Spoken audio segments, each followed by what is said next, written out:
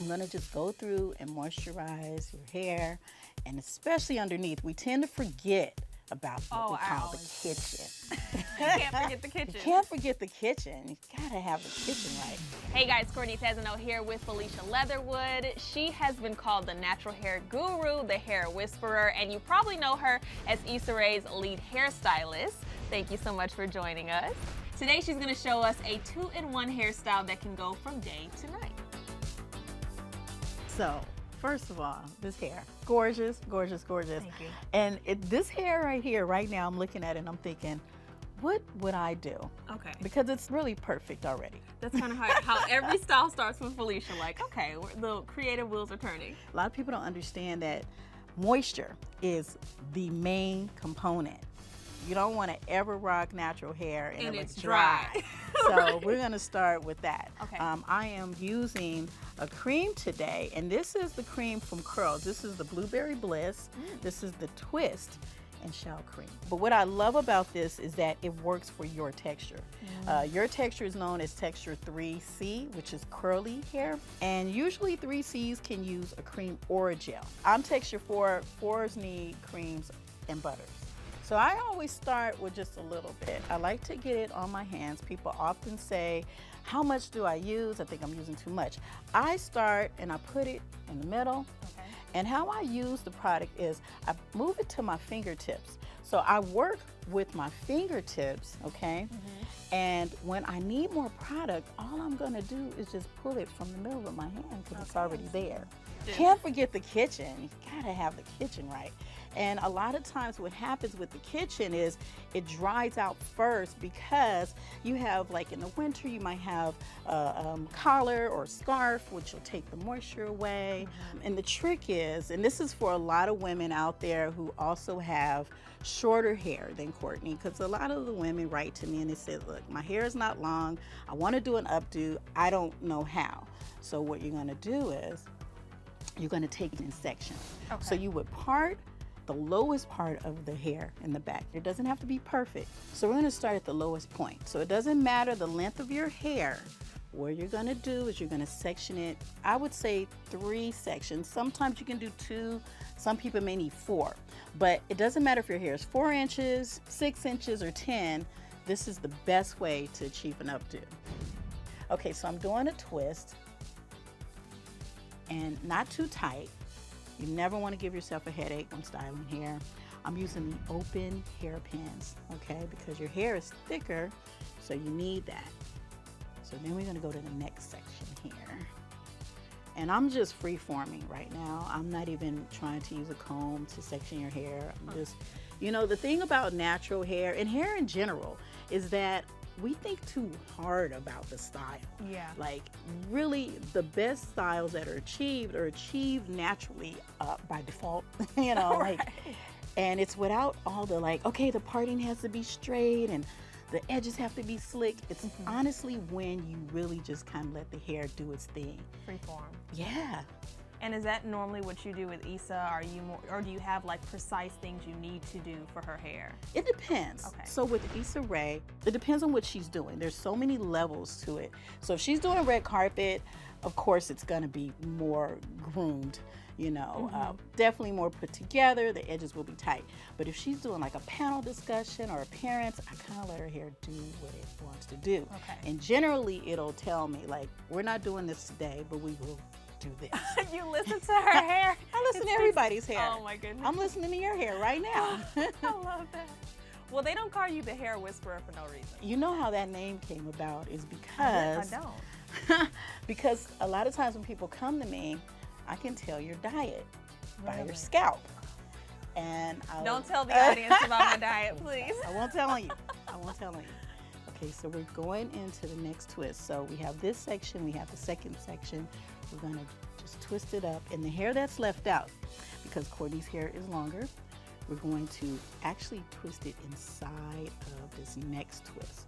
So I just basically went inside the hair, if you can see it. I know we're talking about the styling process, but a lot of people don't even get to this point. How do you detangle natural hair. I mean, I have found joy in one of your products, actually, your detangling brush, but it wasn't always that easy. So what are your tips and tricks? So before the magical Felicia Leatherwood detangler brush, before it showed up, I used my fingers. Really? Yeah, I use my hands, but you know, the thing is, depending on your texture, you can't get all the way down to the scalp, and a lot of times the hair webs at the scalp, and then you end up with what they call fairy knots or single strand knots right in the middle of the hair strand. So that was where the brush began. I always looked out for texture for folks. So definitely this brush is for the kinkiest, curliest, thickest hair possible.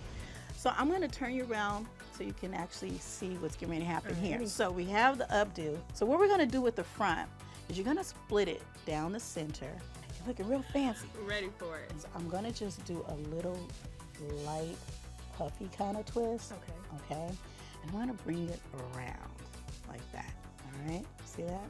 I feel like you have magic hands. So is it gentle the way that you do? And I love the hair. Okay. I do. I love to feel it. I got a hair fetish. Obviously, you're in the right field. So field. I'm going to use the closed hairpin because we want to make sure that it is stable. And the closed pins give me stability. And then you're going to take the other side. And this actually doubles as kind of like a red carpet look. Yes. And you're going to bring this around like that. And you have the perfect hair to create this look. For the women out there who's like, oh, my hair is too short, you can actually use clip-ins, you can use different hair pieces to achieve this look. So this is our coming in the office daytime look. You know, it's simple. It was quick, even though we were talking. No, it was quick. But it's just a simple, and it's not even like, you can make it a little bit more detailed, a little more defined. You can of course use a little bit of edge control. And I love this little brush. This is actually a beard brush. But for me, it's an edge brush. Does the trick. And I love it.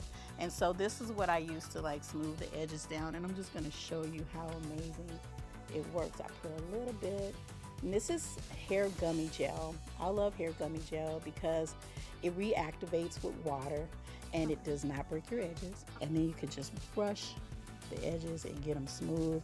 Usually on Issa Rae, when her hair is in a ponytail, people think I put heat on her. She's saving my edges. So we have this beautiful day look for the office. We're gonna go ahead and transition into night for maybe a date night. Let's go, date night.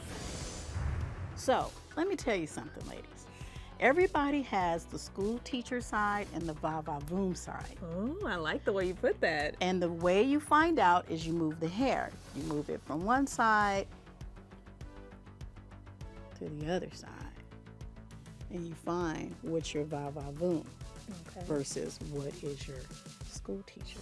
Oh my goodness. Can you see the difference? It's interesting, right? That is so weird. You really know hair. So I think your va-va-voom is here. I think we're gonna go. I would agree. Look at that. I would agree. Wow. Literally moving here. Just moving around, and I'm gonna move around. I'm gonna come over here. What a lot of women don't know is if you drop the hair down over the eye on one side, it really creates a sultry kind of look. So you can either twist in and under, or you can twist up and back and give it a little more dimension. See? I love dimension. And you have to master that, doing someone's hair for a red carpet when they're going to be shown from so many different angles. Yeah. I actually walk around my client when I'm done as if I had a camera and I was paparazzi. Oh, you're at the whole 360. Yeah, I have to. I have to do that because I want to see what the camera is seeing. It just took it a little bit away from the conservative into a little bit more chicness. I feel like I've seen Issa with a look like this. Yes. Because it's one of my favorite hairstyles. And then if you wanted to get really fun and you're doing something during the day and you want to tap into your more embellished side of things. You can use these little gold hair clamps, so you can just place them in different areas of the hair just to give it a little pop. So for Issa, we did the Met Gala. Usually when I do Issa's hair, it'll take me like maybe 30 minutes, 45 minutes. The Met Gala, we did cornrows. Okay. And it was like a whole situation. And then we had these beads, so it took a little bit longer. And I had to thread the beads. And then later, when I saw her later, like a whole row fell off, and she was telling me Tiffany Haddish was trying to help her put it back on. So I was like, no, you know. But there are things to consider when you start to embellish the hair. This is your look. Wow. You fancy. This is the look, and it's gorgeous. Wow. The thing that I love so much about Issa is that she's not into the hair like that. So I'm allowed to create from that space. Sometimes when you work with a person and they go, well, I just want a ponytail, or I just want, you know, a braid bang or whatever, then you're like, okay, let me give you this because I don't want to mess this up for you. You know what I mean? They have their signature. They have their signature. But when I'm able to create, oh my God, I go off. And we see, I mean, in all her editorial spreads on Insecure, I mean, her hair game has gone to another level since working with you. And she's even said that, so I'm not, wow, you know, just... Where is the... Where did y'all talk? Okay, so we talked at Insecure Fest, and when I mentioned your name, when I say she lit up, she was like, oh, I love Felicia, that's my girl. And she had nothing but great things to say about you. With our ET style is we're talking to Felicia Leatherwood about all of your beauty and style. So I want to know, what has been your favorite Insecure hairstyle with her this season? There have been too many to name. There's one in the finale that I really liked that ended up being in the trailer. There's too many. She comes up with these, she improvises. Sometimes she'll, you know, plan some in advance just based on like thematically where the character Issa is, but she's just so good. It's rare that I'm like, I don't like it. It's absolutely rare. She's a genius. So we were talking a little bit about Insecure and Issa's hairstyles. What's been your favorite so far this season? I can't tell you because then it'll give away the episode. So I don't know which one that you're, you know, holding out on, but there's a moment in the trailer where she's having like a picnic with her girls and it's an updo. I don't know if it's like a halo. Crown. Yeah, it's a crown. And she looks so regal. That actually is my favorite. Really? But I can't wait till you see the episode. Like, 'cause then you can really see it. So a lot of the hairstyles that you see, they're out.